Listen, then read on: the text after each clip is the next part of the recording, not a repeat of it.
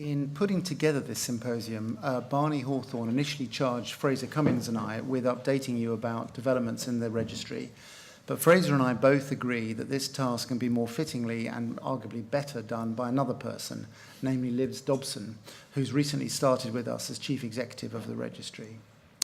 Now, as many of you will know, the UK IBD Registry, although initially supported by grants from pharma and private donors, could not have matured as quickly as it has done without the enthusiastic, far-sighted and generous support of the BSG, most notably under the leadership of John Rhodes, Ian Gilmore and Ian Forjax. Bearing in mind the dedication of this symposium to Richard, it's appropriate to emphasise just how pivotal he has been in this process. No detail was too hard for him to get to grips with. His unique combination of patience and tact and ability to understand differing points of view. He progressed issues such as liaising with the devolved nations, negotiating with NHS Digital in securing contracts to anonymise and secure the data, and securing grants to help teams around the country get to grips with the process of data entry. As a result of progress made, and in no small measure because of Richard's contributions, it became clear that in order to progress and grow and reach its full potential, the registry needed to evolve into a standalone organisation with continuing support and input from the BSG as well as other organisations. Under the expert management of Martin Lombard and Catherine Edwards, this has now been achieved. So the registry is now a not-for-profit company under the governance of a board of directors made up of representatives of three sponsoring organisations: the BSG, the Royal College of Physicians, and we're very proud to have Bob Goddard, the president-elect of the RCP, as one of our board, and Crohn's and Colitis UK. The board has acted very quickly since setting up the company just a couple of months ago to advertise for the new post of Chief Executive of the registry, and it gives me enormous pleasure to introduce to the Society and to those registry users who've not met her in person, Liz Dobson. Liz was very keen to have some time during the symposium to introduce herself, and it seems that she's the best person to give an overview of the current position of the registry. So Liz, thanks for coming, and over to you. Hello, everybody. I'm Liz Dobson. I don't usually have this deep and husky voice. I'm suffering with a cold. Clearly haven't been to see a doctor recently. So if I do dissolve in a fit of coughing, I'm not going to struggle on like Theresa May. I may just call it a day or hand over impromptu to Stuart. But let's keep our fingers crossed for where we are. So I've been brought on to take the registry forwards, and it's a very exciting time, as it feels like it's just readying for takeoff. It's very exciting. And this is due entirely to Richard's legacy. It's a great privilege to be here at this exact time. And I'll give a little more on that in a moment. I'll give the briefest of introductions about me, for I think possibly 20 seconds, because I'm going to talk a lot more about the registry. I'm not a doctor. I've got an information systems consultancy and development background, so that's all maths, data, information. I've spent most of my time in the commercial sector. Then I moved into the charity sector about 4 or 5 years ago. But I confess to a little too much familiarity with the language of IBD because I was a patient. I'm just a person now. So I'm familiar, but from the wrong end of the equipment. And enough about that, moving quickly on. So, the registry. But just to set some context, to set the registry into the context of where we are. We're living in really socially dynamic times. There is huge personal data awareness from individuals. You just look at not just GDPR recently, but the campaigns like Delete Facebook with all the trials that went on with the Cambridge Analytica. People, individuals on the street are much more aware of data and information and their ownership of it and what it means for them. We've got the computer in every pocket. The iPhone only came out in 2007, but now it's ubiquitous, and smartphones and so on. There's this democratization of apps and patient-centric apps. Ownership by the individual is a democratization of disease. The pace of technology is increasing every day. There are many systems, many applications, all with data flowing through them like their lifeblood. You hear the phrase data is the new currency. And you get groups and projects with social missions that may have been once charities with funding but now they're expected to be financially sustainable and look after themselves. And this is all a bit of a brave new world, but it's an exciting world. So where in this context does the registry, the IBD Registry, fit into it? Well, let's just remember why we exist. We're here to make data work, turn it into information for clinicians, for patients, for the health system. We want better IBD outcomes for patients. We want to improve care and treatment. We want to support research into the causes of IBD and better IBD treatments and improve society's understanding. And our little place in the world is we make that work through turning data into information, actionable, measurable, meaningful information for knowledge for you guys. But let's just also have a quick look at what the registry is, because some people say, well, what is the registry? Is it a database or what is it? It's something that's quite important, and this goes back to Richard's legacy again.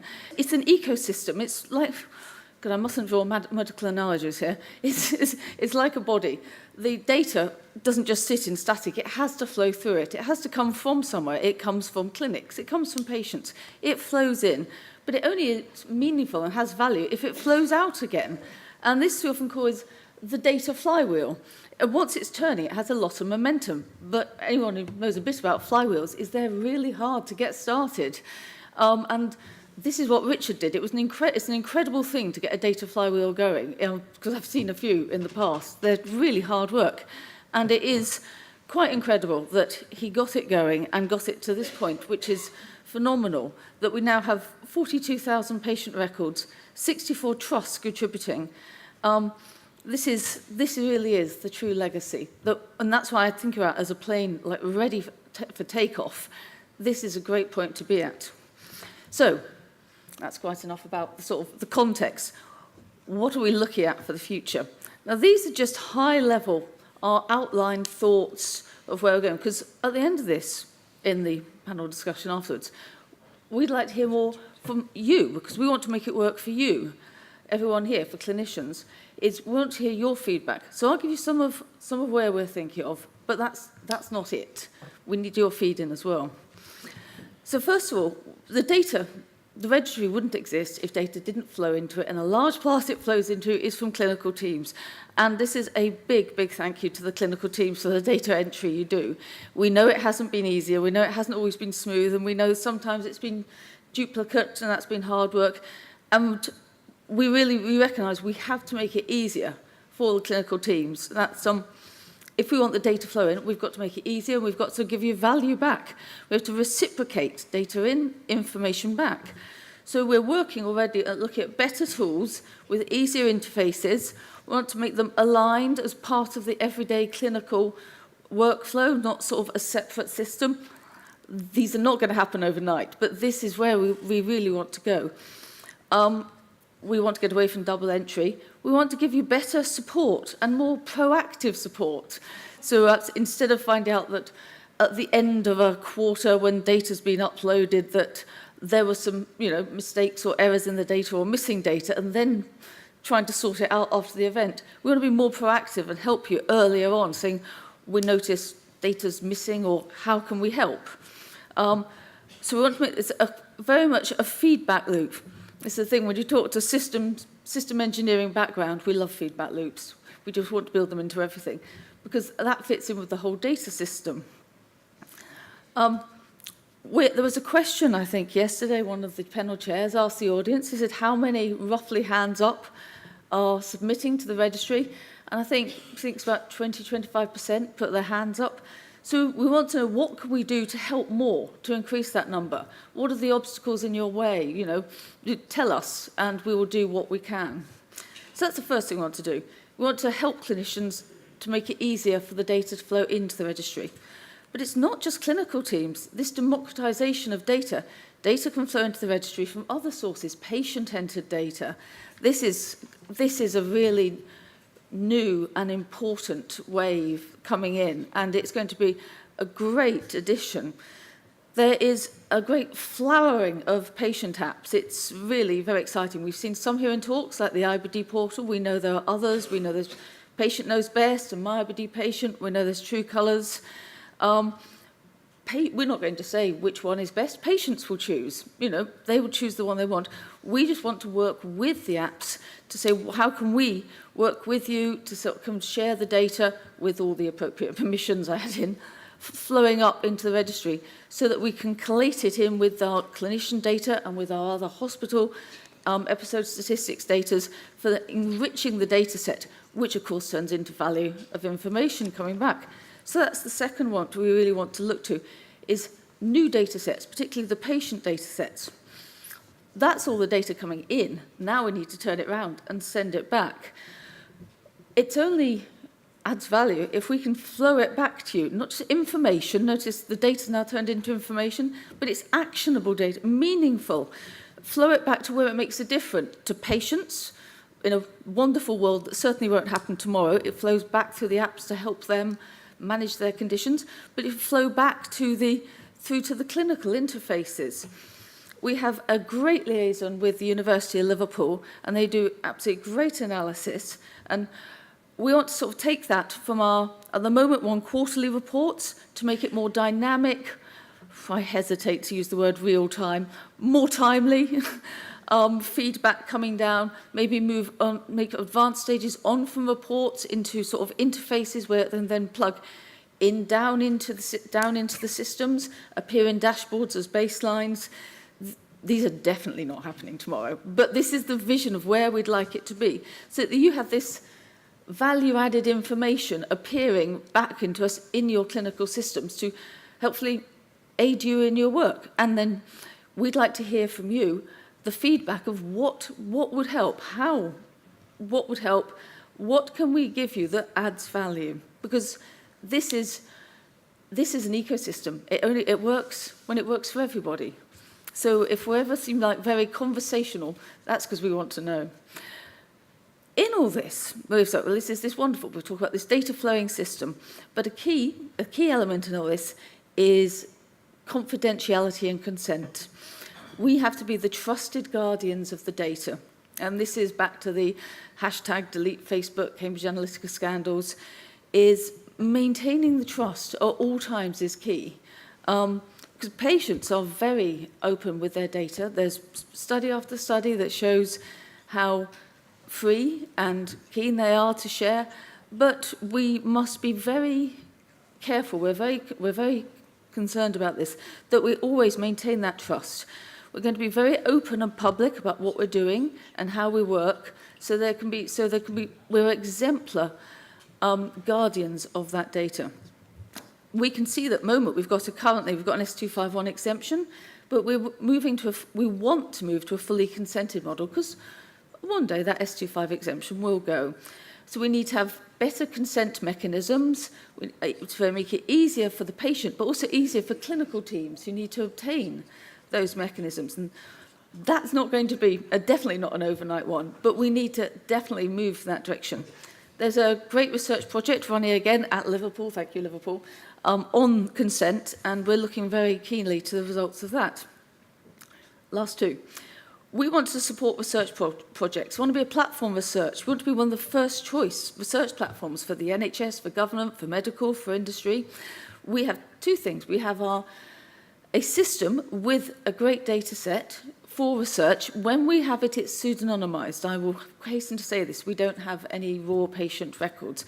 And when we produce information out, it's fully anonymized and aggregated.